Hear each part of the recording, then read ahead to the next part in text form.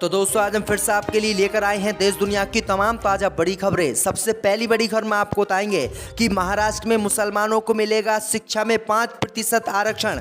Deputy CM Ajit Pawar ने किया ऐलान, मुसलमानों की हुई अब महाराष्ट्र में चांदी। वहीं आपको बताएंगे दोस्तों कि सीमा हैदर के बाद पाकिस्तान से मुरादाबाद पहुंची 17 साल की मुस्लिम लड़की हयात, बोली फ्रेंड से मिलने आई हूं, पाकिस्तान वापस जाने से किया इनकार, मोदी सरकार हुई परेशान। वहीं आपको बताएंगे दोस्तों कि बीजेपी को 2024 के लोकसभा चुनाव से पहले लगा एक और झटका।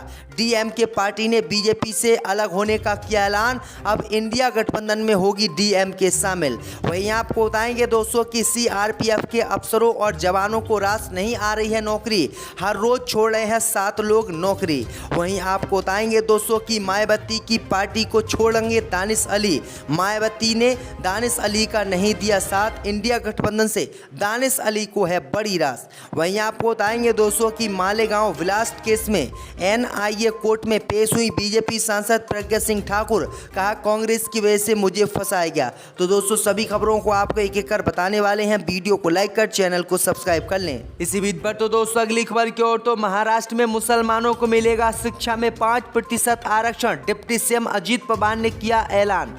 दोस्तों आपको बता दें कि महाराष्ट्र में बीजेपी की गठबंधन वाली सरकार में मुसलमानों के लिए बड़ा ऐलान होने जा रहा है, जिससे पूरे प्रदेश के मुसलमान खुशी नहीं समाएंगे। दरअसल आपको बता दें कि महाराष्ट्र में मुसलमानों को शिक्षा में 5% आरक्षण मिलने जा रहा है। इसका ऐलान महाराष्ट्र के डिप्टी सीएम अजीत पवार ने किया है। दरअसल आपको बता दें कि महाराष्ट्र के डिप्टी सीएम अजीत पवार ने सरकार के सामने मुसलमानों को शिक्षा में 5% आरक्षण देने का प्रस्ताव रखा है। वहीं आपको बता दें कि अगर मुसलमानों को डिप्टी सीएम द्वारा की गई मांग मिल जाती है और मुसलमानों को महाराष्ट्र में 5% आरक्षण मिल जाता है तो मुस्लिम बच्चों की शिक्षा में बहुत सुधार होगा, बच्चे अच्छे स्कूल में पढ़ पाएंगे और कई मुस्लिम बच्चे बड़े बड़े अफसर बन जाएंगे। वहीं आपको बता दें कि जैसे ही डिप्टी सीएम अजीत पवार ने इसकी मांग की थी, उसके बाद बीजेपी और शिंदे गुट सीएम अजीत पवार से नाराज बताया जा रहा है, क्योंकि उन दोनों के मन में मुसलमानों को आरक्षण देने का बिल्कुल भी नहीं है।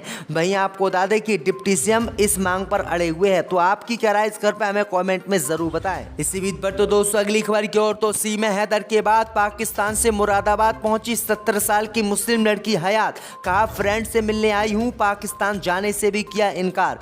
दोस्तों आपको बता दें कि पाकिस्तान से 4 बच्चे लेकर अवैध रूप से भारत पहुंची सीमा हैदर का मामला अभी शांत नहीं हुआ है। इससे पहले ही पाकिस्तान से एक और महिला मुरादाबाद पहुंच गई है। दरअसल आपको बता दें कि यह महिला पाकिस्तान के कराची की रहने वाली है। इसकी उम्र 17 साल है और इसका नाम हयात है और ये उत्तर प्रदेश के मुरादाबाद पहुंची है। हयात एक सप्ताह पहले कराची से नई दिल्ली अपनी फ्रेंड से मिलने आई थी, लेकिन पुरानी दिल्ली रेलवे स्टेशन पर हयात का सामान चोरी हो गया।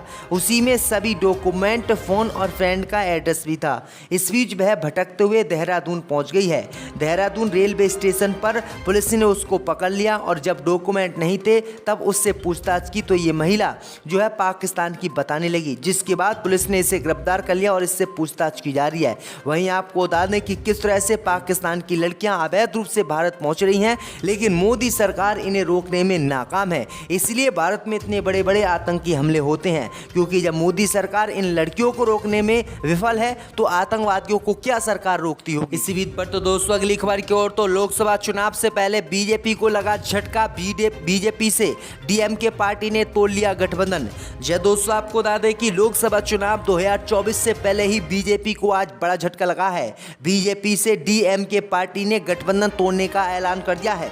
दरअसल आपको बता दें कि जो बीजेपी का एनडीए गठबंधन है उसमें 32 पार्टियां शामिल हैं, वहीं कांग्रेस पार्टी के इंडिया गठबंधन में 28 पार्टियां शामिल हैं। लेकिन आपको बता दें कि लोकसभा चुनाव जैसे जैसे नजदीक आ रहा है वैसे वैसे बीजेपी का 7 पार्टियां छोड़ रही हैं। इस बीच एआईएडीएमके ने बीजेपी का साथ छोड़ने का ऐलान कर दिया है। ये पार्टी अब बीजेपी से गठबंधन तोड़कर कांग्रेस पार्टी के इंडिया गठबंधन में शामिल हो सकती है, जिससे साफ होता है कि लोकसभा चुनाव 2024 के आते आते बीजेपी की जो 32 पार्टियां हैं गठबंधन में वो कम से कम 12 और सारी पार्टियां ही बीजेपी का साथ छोड़ देंगी, यानी बीजेपी से गठबंधन तोड़ लेंगी। इसी बीच पर तो दोस्तों अगली खबर की ओर, तो सीआरपीएफ के अफसरों और जवानों को रास नहीं आ रही है नौकरी, हर रोज 7 स्टाफ ले रहे हैं इस्तीफा। दोस्तों आपको बता दें कि सीआरपीएफ के assistant commandant superintendent Rajendra Kumar के लिए कमांडेंट बनाना ड्रीम जॉब थी, लेकिन इस साल उन्होंने भारी मन से इस नौकरी को अलविदा कह दिया। 35 साल के कुमार एंटी नक्सल कोबरा यूनिट और नेशनल सिक्योरिटी गार्ड में काम कर चुके थे। कुमार के लिए वर्दी एक तरह से उनकी दूसरी चमड़ी थी। इसी बीच खबर सामने निकल कर आई दोस्तों कि अब खबर सामने आ रही है कि सीआरपीएफ के अफसरों और जवानों को ये नौकरी रास नहीं आ रही है और हर रोज 7 स्टाफ इस्तीफा ले रहे हैं, यानी बीआरएस ले रहे हैं, नौकरी छोड़ रहे हैं, जो मोदी सरकार के लिए बड़ा झटका माना जा रही है। इसी बीच पर तो दोस्तों अगली खबर की ओर तो पर्दे के पीछे मायावती ने कर लिया है बीजेपी से गठबंधन।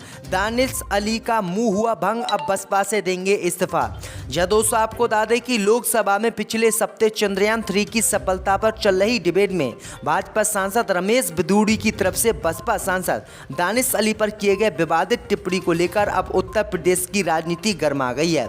दरअसल आपको बता दें कि बसपा सांसद दानिश अली के समर्थन में मायावती ने एक भी ट्वीट नहीं किया।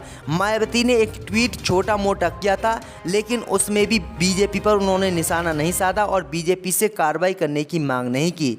जबकि राहुल गांधी सहित विपक्ष यानी इंडिया गठबंधन के नेता लगातार दानिश अली के साथ खड़े हुए हैं और वो लगातार बीजेपी सांसद पर कार्रवाई की मांग कर रहे हैं और उनके आवास पर मुलाकात भी कर रहे हैं। लेकिन जिस पार्टी से दानिश अली सांसद हैं, उस पार्टी के नेता ना तो बीजेपी के खिलाफ बोल रहे हैं और ना ही दानिश अली के साथ खड़े हुए हैं और ना ही दानिश अली के समर्थन में बोल रहे हैं, जिससे दानिश अली नाराज हो गए हैं और दानिश अली अब मायावती की पार्टी बसपा को छोड़कर कांग्रेस पार्टी के इंडिया गठबंधन में आ सकते हैं और कांग्रेस के टिकट पर चुनाव अमरोहा से वो लड़ सकते हैं, क्योंकि मायावती बीजेपी के साथ गठबंधन में है और ये गठबंधन इनका ऐसा वैसा नहीं है, पर्दे के पीछे गठबंधन है और इसी गठबंधन की वजह से उत्तर प्रदेश में समाजवादी पार्टी चुनाव विधानसभा का हारी थी, क्योंकि मायावती ने गुपचुप तरीके से बीजेपी से गठबंधन कर लिया था। इसी बीच पर तो दोस्तों अगली खबर की ओर तो मालेगांव ब्लास्ट केस में एनआई कोर्ट में पेश हुई बीजेपी सांसद प्रज्ञा सिंह ठाकुर, कांग्रेस पर लगाया प्रताड़ना का आरोप।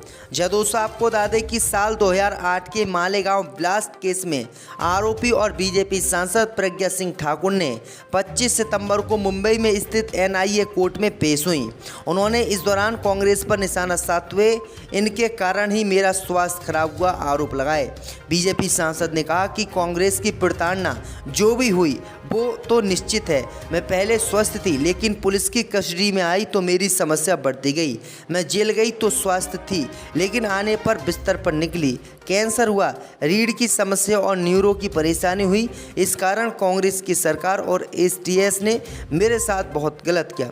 दरअसल आपको बता दें कि प्रज्ञा सिंह ठाकुर पर मामला है कि उन्होंने मालेगांव में ब्लास्ट किया था और कई लोगों की मौत हुई थी। इनको पहले आतंकवादी भी साबित सरकार कर चुकी है। इसी बीच पर तो दोस्तों अगली खबर की ओर तो दिलीप कुमार की बहन साइदा का हुआ निधन, लंबे समय से चल रही थी बीमार। जब दोस्तों आपको बता दें कि दिवंगत अभिनेता दिलीप कुमार की बहन साइदा का निधन हो गया है। वह प्रसिद्ध फिल्म मेकर महबूब खान के बेटे इकबाल खान की पत्नी थी। परिवार के एक करीबी सूत्र ने बताया है कि साइदा का लंबी बीमारी के बाद निधन हो गया। एक करीबी रिश्तेदार ने जानकारी दी कि उनकी तबीयत कुछ समय से ठीक नहीं थी। उनके निधन से पूरा परिवार गहरे दुख में डूब गया है। दिलीप कुमार की पत्नी सायरा बानो ने अभी तक साइदा के निधन पर कोई प्रतिक्रिया नहीं दी है। परिवार की एक करीबी सूत्र ने ई टाइम्स को बताया कि इकबाल के निधन के बाद उनकी देखभाल उनकी बेटी इल्हाम और बेटे साकिब करते थे। बता दें कि इकबाल ने 2018 में दुनिया को अलविदा कह दिया था। वह महबूब स्टूडियो के ट्रस्टी थे, वही साकिब और इल्हाम निर्माता और लेखक है। तो ये बड़ी अपडेट आ रही दोस्तों। 2024 में केंद्र में बनेगी कांग्रेस की सरकार, हारेगी बीजेपी। जब दोस्तों आपको बता दें कि 2024 के लोकसभा चुनाव का ताजा सर्वे आ गया है। इस सर्वे ने बीजेपी की लुटिया डुबो दी है और इस बार इस सर्वे के अनुसार केंद्र में कांग्रेस पार्टी की पूर्ण बहुमत की सरकार बननी है, जबकि भाजपा चुनाव हार रही है। दरअसल आपको बता दें कि देश की जनता का मूड इसलिए बदला क्योंकि कांग्रेस पार्टी ने पहले तो LPG जो गैस सिलेंडर है उसको केंद्र में कांग्रेस की सरकार बनने के बाद 500 रुपये में देने का ऐलान किया। उसके बाद अब कांग्रेस पार्टी ने ऐलान किया है कि अगर 2024 में उनकी सरकार केंद्र में बनती है तो वो पेट्रोल डीजल को 60 रुपये प्रति लीटर कर देंगे, यानी 60 रुपये प्रति लीटर पेट्रोल मिलेगा आपको और 60 रुपये प्रति लीटर ही डीजल मिलेगा, जो कि बीजेपी सरकार में 100 रुपये मिल रहा है। तो ये बड़ी अपडेट आ रही। जैसे ही कांग्रेस पार्टी ने ये घोषणा की उसके बाद देश की जनता का मूड बदल गया और देश की जनता ने रात